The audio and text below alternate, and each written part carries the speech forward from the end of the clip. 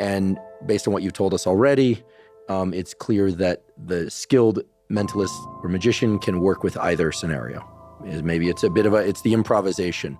But what I want to know is, when you look at somebody's physical body, how they sit, their shape, and other features, maybe how they dress, how they stand, maybe something about their eyes or their face, can you make better predictions as to what sorts of numbers they'll pick, whether or not they're going to stick to their choice or change their choice? Okay. I think there's a lot of interest in this, and maybe you could, since we're talking in generic terms and we're not presenting you with a line of people and asking you which person would do what, would you be willing to share what some of those cues are? So I'm, me, I wear this black shirt, and I have other shirts, but I don't wear them on camera.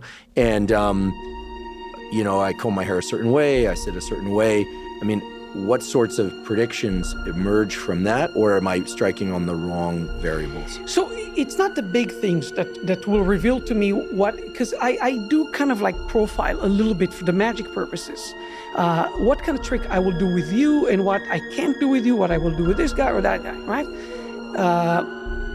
And it's not the shirt. It's not how you wear your hair. It's really small things. And I can talk about many people that influence me. Avner the Eccentric is one of my favorite performers. His name is literally the Eccentric? It's a different name, but he goes by Avner the Eccentric. And he's a wonderful performer. It's even hard to categorize what he does, but I'm doing a disservice, a clown, a mime, a juggler, a magician. And I've never seen someone who's better at what we call audience management. There's something we call audience management, is how do you interact with people? And he's able to get, again, I'm butchering his class to something very simple, but he gets 3 yeses from a person. Meaning, I can ask you, non-verbally, to agree to participate with something I want you to do. And he will do small things, like just a little gesture, and he can see if they go for it. He sees if there's that dance. Is that person complying to something very small, or is he resisting? And then easily I can go to the next person. So, and he's a master at doing that. Even breathing. If I breathe a certain way, it blew my mind when I first learned from Avner. It's like when you walk into a place, so you don't see me, I'm behind a curtain or something, and I walk in, and the first thing I do is, or as opposed to, do I take the breath in or out the first step I take on stage? And the audience, in a weird way, mimics that. Really? Yeah. So if I go,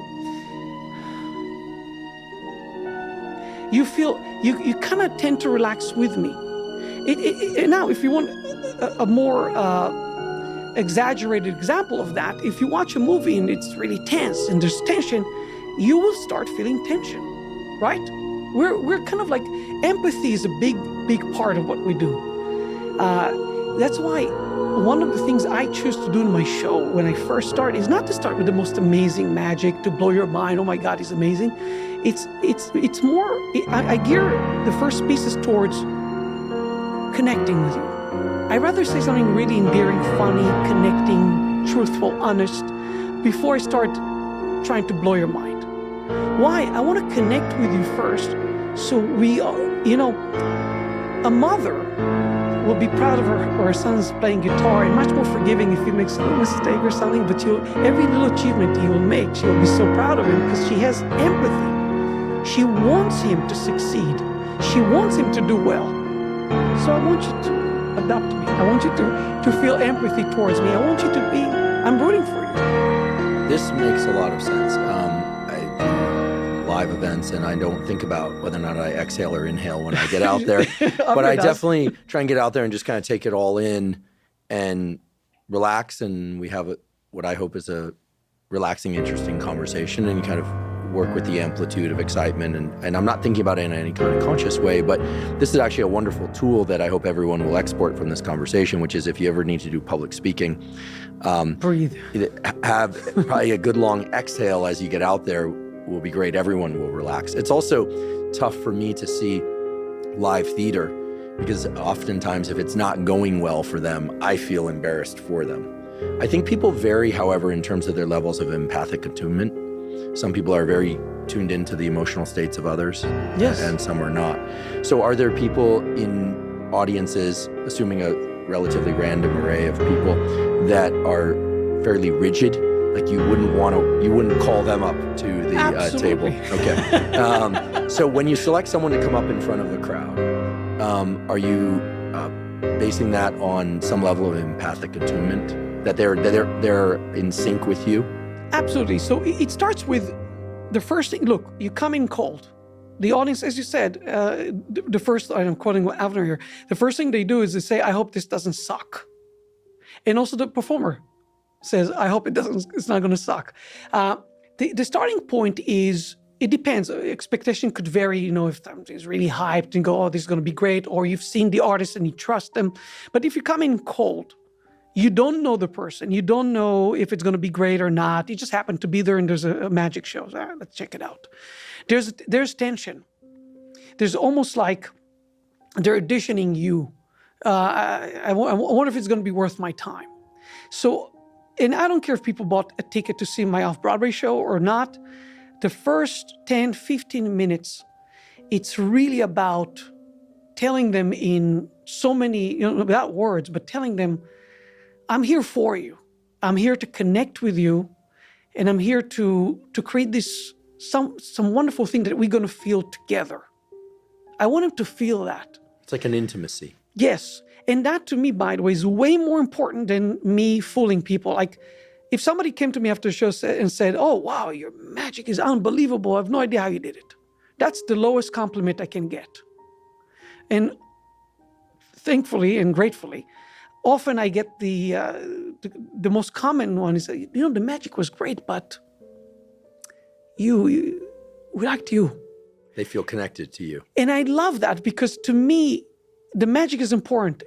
I want it to be really deceptive. I want it to be, impossible and beautiful and whatnot. But to me, it's also a vehicle to connect with people. Because at the end of the day, that's what it is. And that's the only difference I can have. Because there's a lot of magicians. A lot of people can do magic that you can't figure out. That's the lowest bar. You fool me, good magician. Make me feel magic, higher. And maybe feel magic and connect. It's like if somebody cannot even explain what I did in my show and goes, you had to be there. That's something Steve Martin says all the time. You had to be there. I can't tell you with words what it's like to see his show. You have to see it in person. That to me is a very high goal I want him to remember the experience and the feeling rather than particularly, I want him to care about what they experienced emotionally. And that's how I recalled the trick that you did outside. The person who initially connected us, just absolutely terrific. What I call close contact card magician, Franco Pasquale, yes, here in Los Angeles. He has amazing card skills. Amazing. He does something with his card tricks. I noticed. I'll go to the Magic Castle as often as possible, and I just watch and like to take this in, and I try and think about the neuroscience behind it, as you can tell. And when he lands a trick, meaning when the person takes the card and says, oh my goodness, how did you know? Or it's like the ace, or switches the card, whatever it is. Franco also acts surprised. He joins you as an audience member momentarily. He goes, oh, and then he goes back to being the magician. Right. And I find that especially important for people to understand because you do the same. And I always say, having studied the lectures of many, many spectacular scientists and lecturers, that the best lecturers in the classroom obviously are teaching the material from a place of deep understanding of the material, one would hope, right? Yeah. So they have mastery of the material, in some case virtuosity with the material. But as they're presenting the material to people who know nothing about it, they themselves are showing their delight in the material as if it's the first time they've ever seen it. And so they are both student and teacher at the same time, and you feel immense resonance with them. It's nice. And it reminds me of the experience of seeing you do magic or mentalist work. Sure. I'm yet to see you go, oh my goodness, but I think it's the sense that you're collaborating in something, and there's this giving over of self. Like I trust Asi to take me someplace with this. So the resistant people, the people that sort of like, I'm not going to let him fool me, right? What's so amazing is that in your shows, oftentimes those people are the ones that are the ones walking out, just shaking their heads. I know because I've brought some of them along to your shows, going, there's no way. There's no way. And yet you got them. So do the resistant people serve a role even if they're not called up? Of course. Yeah. What role do skeptics play in convincing other people that something happened that didn't really happen? So first of all, the transformation, somebody's a believer and you show magic and nice, it's wonderful. We can celebrate magic together. But if somebody's a skeptic, really skeptical, and I've had really, I sensed that I could convert them. I could transform them. And the audience watches this transformation. So we're going from here to here. That's a wonderful thing. So every now and then I will recognize the person who's like, and you slowly start to see him melt and softens. It's almost like a musician at a wedding, you know, they're the people that jump up and dance immediately. But if you're a skilled musician, you get that person that, you know, their wife is saying, come on, let's dance. And they're like, won't move. And then maybe you hit a certain motif in the music and the person taps their foot a little bit, moves their head. And then there's certain people that they won't dance at all unless their song comes up, and then they like dart to the dance floor. Sounds a little bit like that. Yes. And you've captured them, you've captured their emotion, you've captured their willingness, you've captured their whole body willingness to participate in something that a minute before they were either too embarrassed, too stubborn, or too tired to engage in. So here's the deal.